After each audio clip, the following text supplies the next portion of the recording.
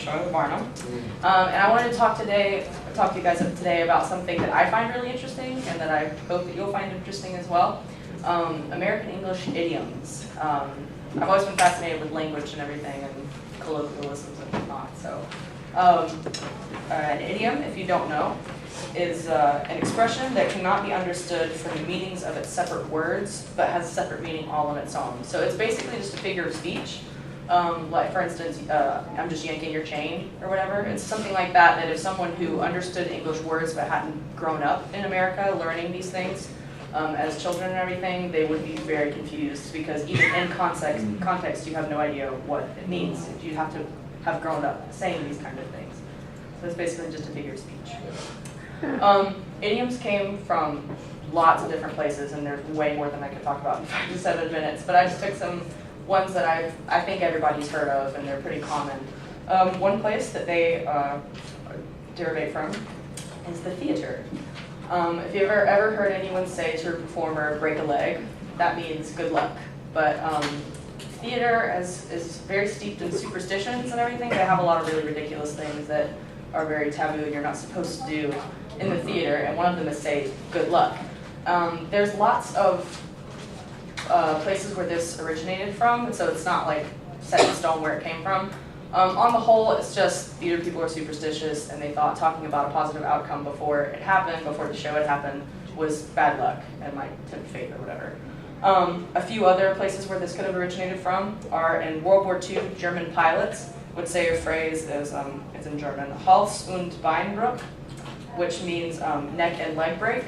And it's believed that it was kind of a corruption of a Hebrew blessing phrase that's Hatzlaka Ubraka. So I guess they just were kind of making fun of the Jews and whatnot. And it means success and blessings. So they would say break your neck and leg or whatever on the way as they were about to fly out. This was kind of a joking type good luck wish. Another possible origin for it is back in ancient Greece where theater kind of originated.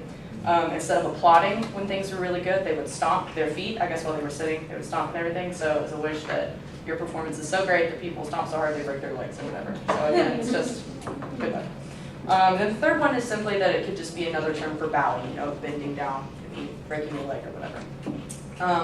Another thing that is said often is waiting in the wings. It's another phrase. And it's kind of just waiting for your time. If you haven't really reached the success you want to in life or something, you say, oh, I'm just waiting in the wings, it's not my time yet. And it just means if you're on the stage, there are these big fabrics that hang down on the side of the stage where the different sets are hidden or actors are waiting to come on in and off of stage. And so actors would literally wait in the wings to come on stage for their time. So that's what that means. Another place where idioms are found is old hunting practices. The phrase to beat around the bush actually originated from hunting. It just means to avoid a difficult task or an awkward conversation. If you have to kind of confront somebody and you don't want to talk about it straight to them, you kind of beat around the bush a little bit and try not to talk about it. And that came from old bird hunts. They would have someone who had to scare the birds out of wherever they were hiding, bushes or whatnot, pheasants and stuff like that. Somebody would scare them, then they'd fly up, and then the people back here would shoot them. So that was somebody's job, and sometimes they would go to a bush and think that there was something possibly like a predator, like a boar or a dog or something that they didn't want to have come out and get them. And so instead of getting in the bush themselves and shaking the birds out and everything, they would take a stick and kind of beat around it, trying to avoid what was on the inside of the bush. So that's where that comes from. Another phrase is barking up the wrong tree. And that just comes from hunting tactics where they would use dogs to run out and scare the prey and chase things up trees, whether it's a fox or a raccoon or something. And if a dog went to a tree where there wasn't actually an animal, the dog's barking up the wrong tree. Oh, and I didn't explain what the phrase means. It's like when you're asking for something from someone, it's often a favor. You're asking for something from somebody and they say, oh, you're barking up the wrong tree. Whether they don't want to help you or they're not qualified to help you or whatever, it's just you're looking for answers in the wrong place. Another place where these idioms are found are old, during the times when a lot of fist fights and stuff would break out in saloons and that kind of stuff. The phrase "keep your shirt on" or whatever. If somebody, if you've ever heard that, it just means calm down. You know, if somebody's getting riled up or upset or something, somebody will say, "Keep your shirt on. It's all right. You know, chill out." And that just comes from back in the day, people didn't have that many clothes to wear, and they wore like an undershirt, like a t-shirt, like we would wear, but then also a nice button down over top of that.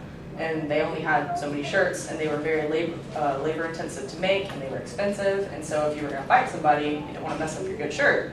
So if somebody got mad and started taking off their shirt and everything. So if you saw somebody start taking off their shirt and say, "Hey, keep your shirt on," like, we don't need to fight about it. It's cool. So that's where that came from. And also the term "bury the hatchet." If you have an argument with somebody and they say, "Oh, let's just bury the hatchet. You know, let's put our differences aside and not talk about this anymore. We're over it now."